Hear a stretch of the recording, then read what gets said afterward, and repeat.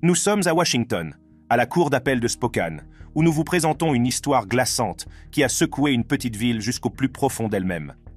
En ce jour fatidique du 2 février 1996, la Frontier Middle School de Moses Lake, dans l'État de Washington, est devenue la toile de fond d'une horrible fusillade scolaire.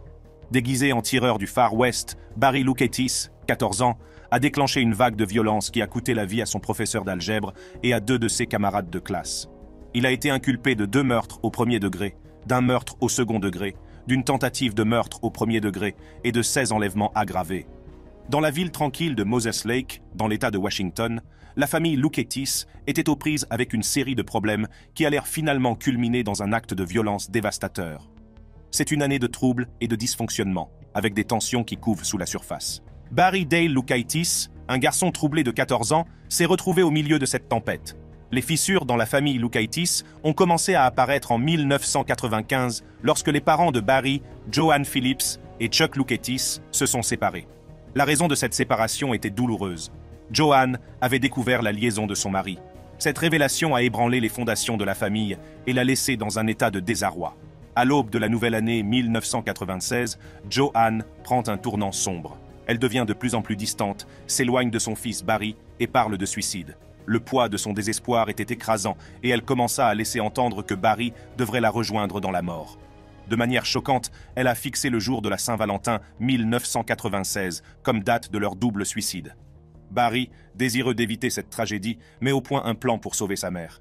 Il la convainc d'écrire ses sentiments, espérant que cela la soulagera. Ce fut un répit temporaire dans l'obscurité qui planait sur leur vie, mais les problèmes sous-jacents n'étaient toujours pas résolus. Pendant ce temps, la santé mentale de Barry se détériore. Les psychologues engagés par la défense suggéreront plus tard qu'il souffrait peut-être de dépression ou de troubles bipolaires. Cependant, le témoin de l'accusation, le docteur Alan Unis, professeur de psychiatrie et de sciences du comportement à l'Université de Washington, a diagnostiqué chez lui un trouble dysthymique. Unis a soutenu que Loukaitis ne pouvait pas souffrir de troubles bipolaires parce que sa personnalité n'était pas encore complètement développée au moment de la fusillade. Loukaitis s'est inspiré du roman Rage de Stephen King, qui raconte l'histoire d'un étudiant qui tue 2 professeurs et prend en otage sa classe d'algèbre. Le protagoniste, Charlie Decker, est devenu un modèle tordu pour Loukaitis, alimentant ses illusions de pouvoir et de supériorité. Alors que les pièces de ce sombre puzzle se mettent en place, Loukaitis commence à planifier son propre acte de violence. Il a méticuleusement élaboré un plan qui changerait à jamais la vie des membres de sa communauté. Habillé comme un flingueur du Far West, avec un plumeau noir, il s'est armé d'un fusil de chasse de calibre 30-30 et de 2 armes de poing qui appartenaient à son père. En ce jour fatidique du 2 février 1996, Loukaitis s'est engagé sur la voie de la destruction. Il a marché de chez lui jusqu'à la Frontier Middle School, où il est entré dans sa classe d'algèbre pendant la 5e heure de cours. Libérant sa rage refoulée, il a ouvert le feu sur ses camarades de classe, qui ne se doutaient de rien, brisant à jamais la paix et l'innocence de leur école. Le chaos s'est emparé de la salle, et 2 élèves, Arnold Fritz et Manuel Vela Jr., tous 2 âgés de 14 ans, ont tragiquement perdu la vie. Une autre élève, Nathalie Hintz, âgée de 13 ans, a été grièvement blessée par balle au bras droit et à l'abdomen. La scène était d'une horreur inimaginable, car la vie d'enfants innocents a été bouleversée à jamais. Mais Loukaitis ne s'est pas arrêté là. Dans un acte de violence choquant, il s'est attaqué à son professeur d'algèbre, Leona Caires. D'une seule balle dans la poitrine, il a mis fin à sa vie, privant à jamais l'école d'une éducatrice dévouée. La salle de classe est devenue un champ de bataille, Loukaitis prenant en otage ses camarades de classe. Il prévoyait d'utiliser l'un d'entre eux comme bouclier, ce qui lui permettrait de quitter l'école en toute sécurité. C'est dans ce moment de terreur que l'entraîneur John Lane, entendant les coups de feu, est entré dans la salle et a confronté Loukaitis. Lane, faisant preuve d'une incroyable bravoure, s'est porté volontaire pour être l'otage. Loukaitis le tient en joue avec son fusil, ignorant le courage et la détermination qui brûlent en lui. Dans un geste audacieux, Lane a saisi l'occasion de désarmer Loukaitis en lui arrachant son arme. Loukaitis maîtrisé, Lane a ensuite participé à l'évacuation des élèves, assurant leur sécurité jusqu'à l'arrivée des forces de l'ordre. Les événements qui ont précédé la fusillade ont été un voyage éprouvant dans les ténèbres qui ont consumé Barry Loukaitis. La désintégration de sa famille, ses problèmes de santé mentale et sa fascination pour la violence se sont conjugués pour créer une tempête parfaite. Les conséquences de ces actes se sont répercutées sur la vie des survivants et de la communauté de Moses Lake, laissant des cicatrices qui ne se refermeront jamais complètement. Les conséquences de la fusillade de la Frontier Middle School ont provoqué une onde de choc dans la communauté de Moses Lake, dans l'État de Washington. Alors que la ville était confrontée à la perte dévastatrice de vies innocentes, le système judiciaire a commencé à reconstituer les événements qui ont conduit à cette journée tragique. Le procès de Barry Loukétis allait devenir un moment décisif dans la recherche de la justice et la compréhension des motivations de ces actes odieux. Barry Loukétis, 15 ans, doit-il être jugé comme un adulte ou comme un mineur? Le poids de cette décision pèse lourd dans la balance, car elle déterminera la gravité des conséquences auxquelles il devra faire face pour ses crimes. Le 2 juillet, 3 membres de la Cour d'appel de Spokane ont réussi à convaincre le juge Evan Sperline d'autoriser la psychiatre Joanne Petrich, nommée par le tribunal, à témoigner sur la santé mentale de M. Loukétis.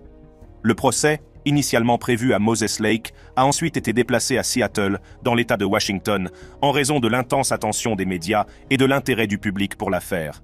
Loukétis a plaidé l'aliénation mentale pour tous les chefs d'accusation retenus contre lui, affirmant que ces actes violents étaient dus à des sautes d'humeur. La salle d'audience est devenue le théâtre d'une bataille entre la défense et l'accusation, chacun présentant ses arguments et ses preuves à l'appui de ses positions respectives. Au cours du procès, Joanne Petrich, la psychiatre nommée par le tribunal, a témoigné à la barre et a fourni des informations cruciales sur l'état mental de Loukétis avant la fusillade. Elle a déclaré que Loukétis avait eu des pensées délirantes et messianiques, qu'il se croyait supérieur aux autres et qu'il avait même l'impression d'être un dieu. Ces perceptions déformées de la réalité dressent le portrait inquiétant d'un jeune homme perturbé qui s'est détaché du monde qui l'entoure. Les procureurs Donna Wise et John Knodel ont soutenu que Loukétis avait soigneusement planifié la fusillade, en s'inspirant de diverses sources. Ils ont cité la chanson Jeremy de Pearl Jam comme catalyseur de ces actes violents, bien que le véritable message de la chanson ait été mal compris en raison des restrictions imposées par les médias sur son imagerie. Loukétis lui-même a affirmé qu'il avait seulement l'intention de tuer Manuel Vela, l'un de ses camarades de classe, et que les autres décès étaient accidentels. Cependant, l'accusation a soutenu que ces actes étaient prémédités et calculés. Elle a dressé le portrait d'un jeune homme qui avait méticuleusement planifié la fusillade, s'inspirant de diverses sources de violence et de rébellion. Le 24 septembre 1997, le jury a rendu son verdict. Loukétis a été reconnu coupable de 2 meurtres au premier degré, d'un meurtre au second degré, d'une tentative de meurtre au premier degré et de 16 enlèvements aggravés. Le poids de ces crimes est indéniable, et le tribunal a prononcé une peine qui reflète la sévérité de ces actes. Avec peu de remords sur le visage, il était manifestement d'accord avec la sentence qu'il était sur le point de recevoir. Loukétis a été condamné à 2 peines d'emprisonnement à perpétuité, sans possibilité de libération conditionnelle, ainsi qu'à une peine supplémentaire de 205 ans. La décision du tribunal visait à s'assurer qu'il ne représenterait plus jamais une menace pour la société. Il a été envoyé au centre pénitentiaire de Clallam Bay, dans l'État de Washington, où il est toujours incarcéré à ce jour. En 1999, la Cour d'appel de l'État de Washington a rejeté la demande de nouveau procès de Loukétis, confirmant ainsi le caractère définitif de sa condamnation. La procédure judiciaire était terminée, mais l'impact de la fusillade continuait à se répercuter dans la vie des survivants, des familles des victimes et de la communauté dans son ensemble. Des années plus tard, en 2012, la Cour suprême des États-Unis a statué que les personnes condamnées pour un meurtre commis alors qu'elles étaient âgées de moins de 18 ans ne pouvaient pas être condamnées automatiquement à la réclusion à perpétuité sans possibilité de libération conditionnelle. Cet arrêt a ensuite été appliqué rétroactivement, ce qui a conduit à une réévaluation de la peine de Loukétis. En 2017, Loukétis a comparu devant la Cour supérieure du comté de Grant pour une audience de réévaluation de la peine.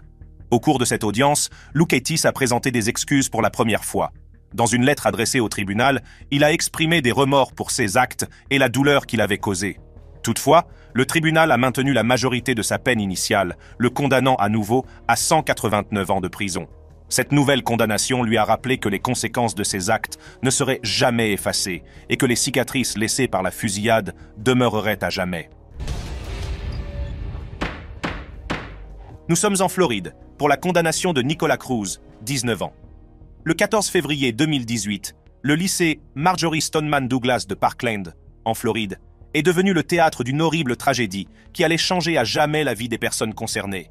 Cruz, 19 ans, ancien élève de l'établissement, a déclenché une vague de violence qui a coûté la vie à 17 innocents et en a blessé 17 autres. Il a ensuite été inculpé de 17 chefs d'accusation pour meurtre prémédité au premier degré et de 17 chefs d'accusation pour tentative de meurtre au premier degré. Pour comprendre les crimes commis par Nicholas Cruz, il est essentiel d'examiner la chronologie des événements qui ont conduit à la tragique fusillade du lycée Marjory Stoneman Douglas. Tout a commencé le 14 février 2018, un jour comme les autres pour les élèves et le personnel de l'école. Ils étaient loin de se douter que leur vie allait être bouleversée à jamais. Dans l'après-midi, vers 14h21, Cruz, armé d'un fusil AR-15 et de plusieurs chargeurs de munitions, est entré dans l'enceinte de l'école. Le chaos a éclaté lorsque Cruz s'est frayé un chemin dans les couloirs, ciblant les élèves et le personnel sans distinction. Le bruit des coups de feu résonnait dans les couloirs, brisant la tranquillité de l'école. Au fur et à mesure que se déroulait cette terrifiante épreuve, les élèves et les enseignants cherchaient désespérément à se mettre à l'abri, se barricadant dans les salles de classe et les placards, faisant tout ce qu'ils pouvaient pour se protéger de la grêle de balles. Pendant ce temps, le responsable de l'école, Scott Peterson, qui était armé et en service à ce moment-là, n'a rien fait pour affronter le tireur. Pendant environ 6 minutes, Cruz a poursuivi son carnage, laissant dans son sillage une traînée de dévastation. Ce n'est qu'à 14h28 que les forces de l'ordre ont reçu le premier appel au 911, signalant la présence d'un tireur actif sur les lieux. La réaction des forces de l'ordre a été rapide, des agents de différentes agences se précipitant sur les lieux, déterminés à neutraliser la menace et à sauver des vies. Enfin, à 15h41, environ 1h20 après le début de la fusillade, Cruz a été appréhendé dans un quartier voisin sans incident. Le cauchemar était terminé, mais les cicatrices laissées derrière lui dureraient toute une vie. Pour bien comprendre les crimes commis par Nicholas Cruz, il est important de se pencher sur ses antécédents et ses motivations. Cruz n'était pas étranger à la communauté du lycée Marjory Stoneman Douglas, puisqu'il était lui-même un ancien élève. Né le 24 septembre 1998, Cruz a eu une éducation difficile.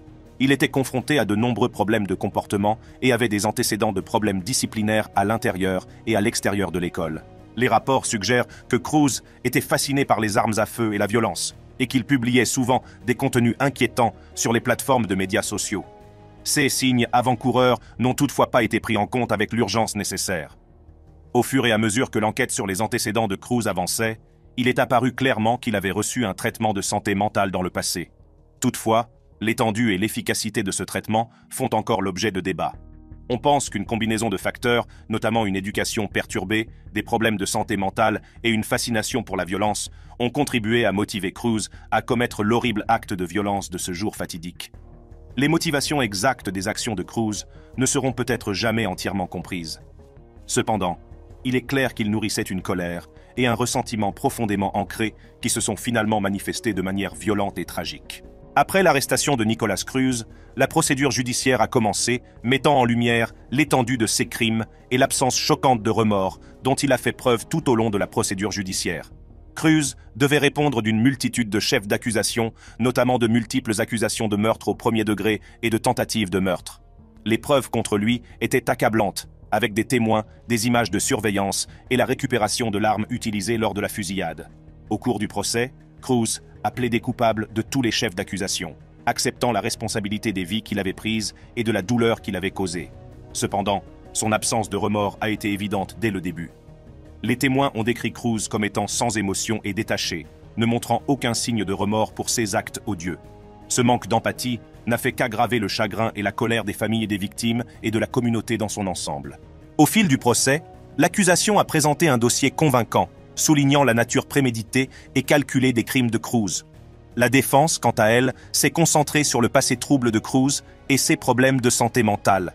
Finalement, le jury a rendu son verdict, déclarant Cruz coupable de tous les chefs d'accusation. Le juge, en prononçant la sentence, a souligné la gravité de ses crimes et le préjudice irréparable qu'il avait infligé à tant de vies. Cruz a été condamné à la perpétuité sans possibilité de libération conditionnelle, ce qui garantit qu'il ne sera plus jamais en liberté. Toutefois, cette peine ne pourra jamais effacer la douleur et la souffrance des victimes et de leurs proches. Stacy Lippel, enseignante blessée, a fait cette déclaration émouvante lors de la condamnation de Nicholas Cruz. L'absence de remords affichée par Cruz tout au long de la procédure judiciaire n'a fait qu'ajouter à l'angoisse ressentie par les personnes concernées. Elle a servi de rappel glaçant de la froideur et de l'insensibilité qui ont conduit à cet événement tragique. Après le procès, la communauté a continué à se débattre avec l'impact dévastateur de la fusillade.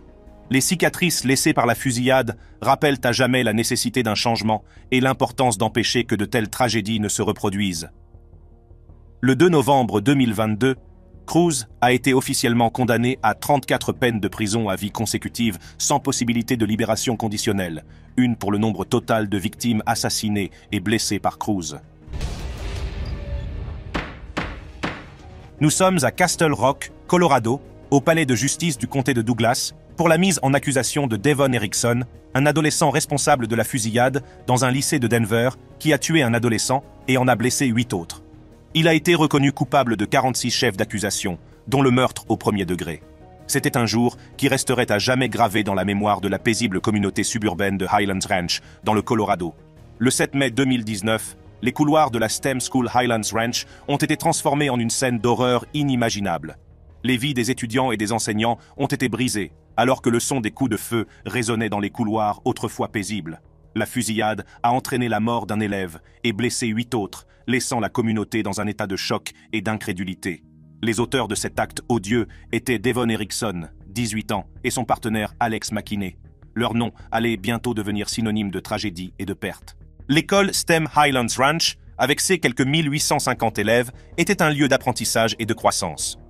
Cependant, sous la surface de la réussite scolaire, il y avait des murmures d'une réalité plus sombre. Un parent anonyme avait fait part de ses inquiétudes concernant les brimades et la violence, mettant ainsi en lumière les tensions sous-jacentes au sein de l'école. L'administration de l'école, au lieu de s'attaquer de front à ces préoccupations, a choisi une autre voie. Elle a intenté un procès en diffamation contre le parent qui avait osé s'exprimer, exacerbant ainsi les relations déjà tendues entre l'école et la communauté. Alors que la tension montait, une modification a été apportée à la page Wikipédia de la STEM School Highlands Ranch en avril 2019. La modification mentionnait la mise en œuvre de programmes anti-suicide à l'école, soulevant des questions sur la santé mentale des élèves et la nécessité de systèmes de soutien supplémentaires. Un commentaire accompagnant l'édition suggérait un avertissement possible, faisant allusion aux eaux troubles qui s'annonçaient. Ces préoccupations n'ont toutefois pas reçu l'attention qu'elles méritaient, et les événements tragiques qui se sont déroulés ce jour fatidique ont rappelé de manière effrayante les conséquences de la négligence des signes.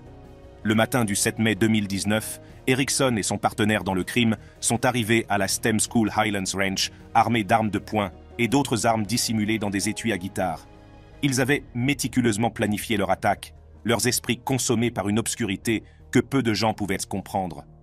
Au fur et à mesure que la journée scolaire avançait, le chaos a éclaté dans l'enceinte de l'établissement. Erickson et McKinney ont ouvert le feu à 2 endroits différents, déclenchant une vague de terreur qui marquera à jamais la vie des personnes présentes. Les étudiants, autrefois concentrés sur leurs études, se sont retrouvés à courir pour sauver leur vie. Le bruit assourdissant des coups de feu résonne dans les couloirs, brisant la tranquillité qui régnait dans l'école.